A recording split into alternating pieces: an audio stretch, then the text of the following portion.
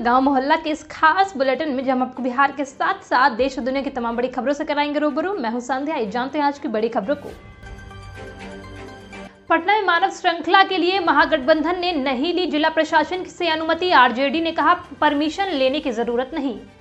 केंद्र के कृषि कानूनों के विरोध में आंदोलन कर रहे किसानों के समर्थन में महागठबंधन ने शनिवार को राज्य भर में मानव श्रृंखला का आयोजन किया है। इस बीच राजधानी पटना के डीएम चंद्रशेखर सिंह ने कहा कि शुक्रवार रात तक इस संबंध में हमारे पास किसी प्रकार का आवेदन नहीं मिला है, इसलिए अनुमति देने का कोई सवाल ही नहीं है। आवेदन मिलने के बाद ही इस पर कुछ फैसला लिया जा सकता है। वहीं राजद सांसद मनोज झा ने मानव श्रृंखला की तुलना जेपी आंदोलन से करते हुए कहा कि उस समय क्या आंदोलन के लिए अनुमति ली गई थी। उन्होंने कहा कि ये ऐसा मुद्दा है जिसमें किसी प्रकार की परमिशन की जरूरत नहीं होती है। उन्होंने कहा कि सरकार को चेतने की जरूरत है। बिहार के किसानों को मजदूर बना दिया गया है। बिहार सरकार को राज्य की जनता ने खारिज कर दिया है।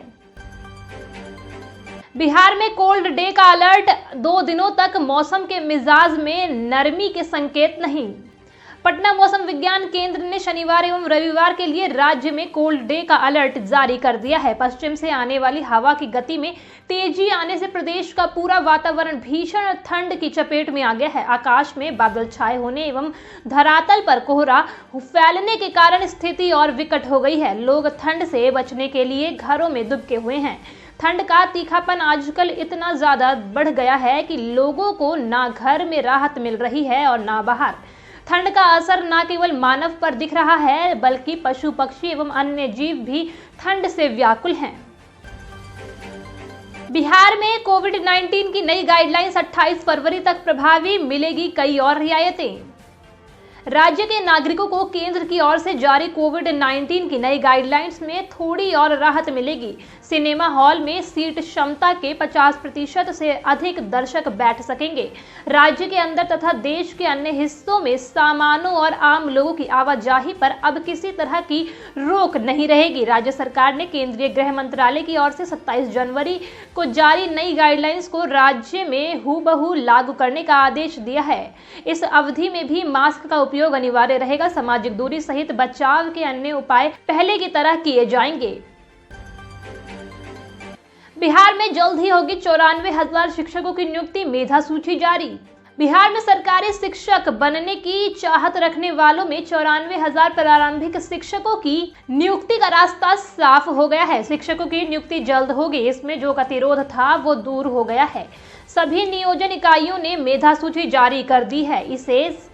इसे ध्यान में रखते हुए शिक्षा विभाग ने भी चयनित अभ्यर्थियों की काउंसलिंग संबंधी शेड्यूल को अंतिम रूप दे दिया है। शिक्षा मंत्री डॉक्टर अशोक चौधरी से शेड्यूल पर विमर्श के बाद सहमति ली जाएगी। शिक्षा विभाग के मुताबिक अगले सप्ताह शेड्यूल को जारी करने की तैयारी है।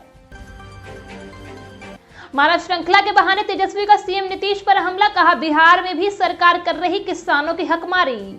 कृषि कानून के विरोध में महागठबंधन की ओर से मानव श्रृंखला के ऐलान का जबरदस्त असर दिख रहा है। पटना में तेजस्वी यादव खुद इसमें शामिल हुए। इस दौरान नेता प्रतिपक्ष ने केंद्र सरकार पर जमकर निशाना साधा। उन्होंने कहा कि महागठबंधन और खास करके आरजेडी किसानों के साथ शुरू से खड़ी है। बिहार में भी सरकार किसानों की हकमारी कर रही है।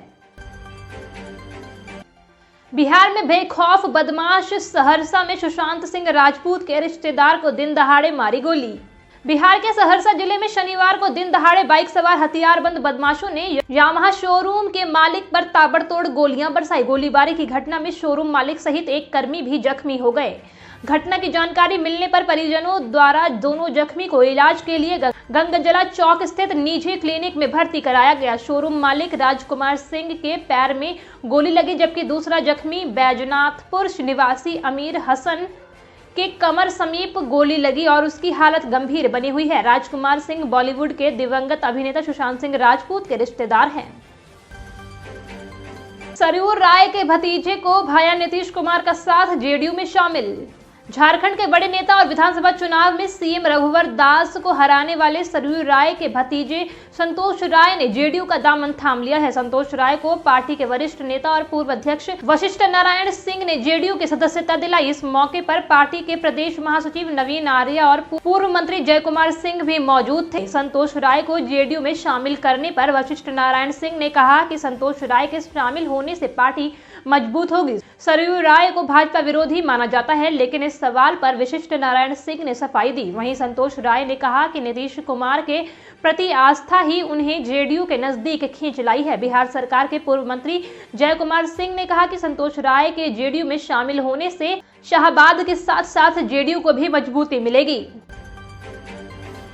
बिहार में मानव श्रृंखला के दौरान दिखा अजब नजारा। बैलगाड़ी से पहुंचे आरजेडी विधायक, पूर्व मंत्री ने पहनी रोटी की माला। कृषि कानूनों के खिलाफ बिहार में आरजेडी समेत महागठबंधन के नेताओं ने मानव श्रृंखला बनाया। हाजीपुर में भी इसको लेकर आरजेडी नेता सड़क पर उतरे। हालांकि इस दौरान कुछ अजीबोगरीब नजारा भी देखने को मिला। वैशाली के महुआ में बैलगाड़ी पर सवार होकर पूर्व मंत्री और आरजेडी विधायक मानव श्रृंखला में हिस्सा लेने पहुंचे।